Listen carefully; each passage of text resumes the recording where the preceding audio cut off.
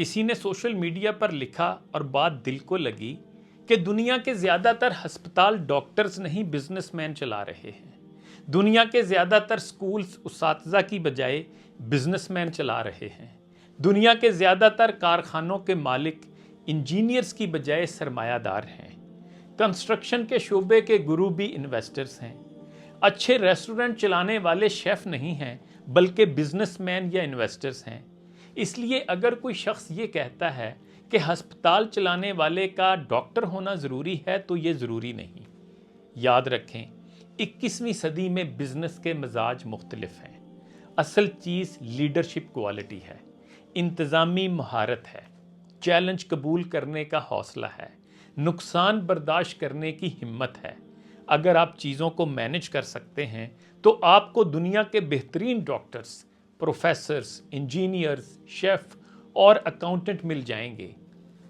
Gourmet bakery کا مالک ایک civil servant ہے، شوکت خانم بنانے والا ایک کرکٹر ہے۔ دنیا اور 92 نیوز اخبار اور ٹی وی چینل چلانے والوں کا صحافت سے دور کا تعلق نہیں تھا۔ پاک ویلز کا سنیل منچ بھی آٹو انجینئر نہیں ہے۔ پاکستان کو ایک بہترین ہاؤسنگ سوسائٹی دینے والا ملک ریاض بھی کسی یونیورسٹی کا گریجویٹ یا آرکیٹیکٹ نہیں ہے۔ وائٹل ٹی والے ایسٹرن گروپ کے چیئرمین حاجی محمد یاسین بھی کوئی کیمیکل انجینئر یا یونیورسٹی گریجویٹ نہیں ہیں، بلکہ وہ ایک عام آدمی تھے، لیکن اپنی صلاحیتوں سے آج اس مقام پر پہنچے کہ اس وقت دنیا کی ایک بڑی چائے کی کمپنی کو چلا رہے ہیں۔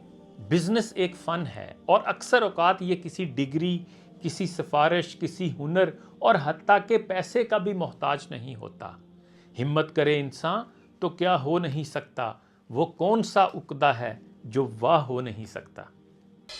ہم پازیٹیو پاکستان